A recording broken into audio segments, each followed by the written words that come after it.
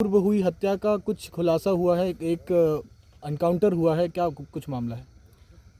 29 जनवरी को एक बच्ची अमीटा की रहने वाली वो गुमशुदा हुई थी।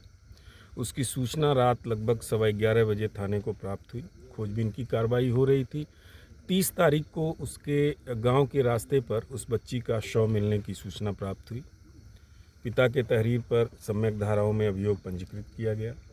क्योंकि यह घटना महिला अपराध से संबंधित था, इसे गंभीरता से लेते हुए 7 टीमें गठित कर इसके अनावरण का प्रयास किया जा रहा था, जिसमें सीसीटीवी, धरातली सूचनाओं को डेवलप किया गया। तो ये जानकारी प्राप्त हुई कि बच्ची ईंट तक 5:45 तक पहुंची थी। उसके बाद टेम्पो से वहां से मूव की है, उस पर कंसंट्रेट किया गया। उस टेम्पो चालक को ट्रेस किया गया जिस पर वो बैठ कर गई थी। ये जानकारी हुई कि एक व्यक्ति उस टेम्पो में बैठा हुआ था। जहां ये बच्ची अपने गांव के रास्ते पर उतरी, वहां वो भी उतरा। उतरने के बाद वो उसके पीछे गया था। उसके विषय में पूरी जानकारी की गई। सीसीटीवी फुटेजेस में वो कैप्चर हुआ। टेम्पो वाले से पूछताछ हुई, अन्य साक्षियों से पूछताछ हुई, तो पता लगा ये मनीष पुत्र वीरेंद्र जो चिरौली का रहने वाला है, वो गया था। दूसरे दिन कोच में पुनः वो देखा गया, उसके चेहरे पे चोट के निशान थे। उसके विषय में पूरी जानकारी करने के बाद घटना में उसकी संलिप्तता पाते हुए उसे वांछित किया गया। आज एसओजी प्रभारी और प्रभारी निरीक्षक 8 को ये सूचना मिली कि 8 छिरौली मार्ग पर बने पुल पर वो कहीं जाने के लिए, भागने के लिए बैठा हुआ है। इस पर ये लोग आए, इनको देखते ही वो भागा, पीछा किया गया। तो उसने पुलिस पार्टी के ऊपर 2 राउंड फायर किया। बाल पुलिस पार्टी बची। आत्मरक्षार्थ इन्होंने भी 1 राउंड फायर किया। गोली उसके पैर में लगी और उसको हॉस्पिटल रवाना किया गया है। प्रारंभिक पूछताछ में उसने बिल्कुल वही घटना बताई जो टेम्पो वाले और वहाँ के चक्षुदर्शियों ने कहा था। जब बच्ची टेम्पो से उतरी, पीछे पीछे ये भी गया। जाने के बाद सुनसान जगह देखकर उसके ऊपर यौन हमला करने का प्रयास किया।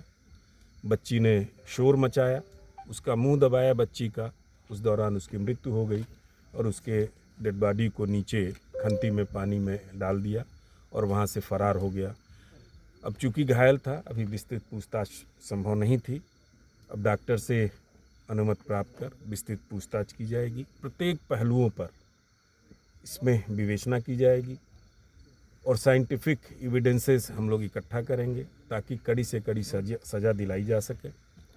जितने भी उससे संबंधित सामान बरामद है, सभी का हम साइंटिफिक इन्वेस्टिगेशन कराएंगे और कानून के दायरे में रहकर जो भी कड़ी से कड़ी कार्रवाई है, क्योंकि एक जघन्य अपराध था, महिला से संबंधित था और निश्चित तौर पे इसकी मानसिकता सामान्य नहीं है, लिहाजा इसको हम लोगों का प्रयास होगा कि कड़ी से कड़ी सज़ा इसको दिलाएं, जिसके लिए जो भी संभव यथासंभव प्रयत्न होगा हम लोग करेंगे। सर, पुलिस इतने दिन से पूछताछ कर रही है, और लोग कुछ शामिल हैं इसमें?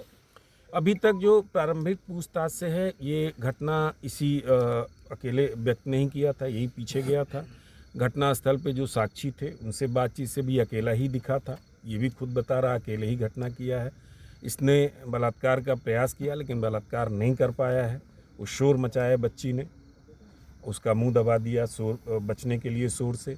उसी दौरान उसकी मृत्यु हो गई। सर, टीम को कितना इनाम दिया? सर, टीम को हम 25,000 रुपये का इनाम दे रहे हैं। और एक बात और कहना चाहेंगे कि अभी ये विवेचना हमारी जारी है।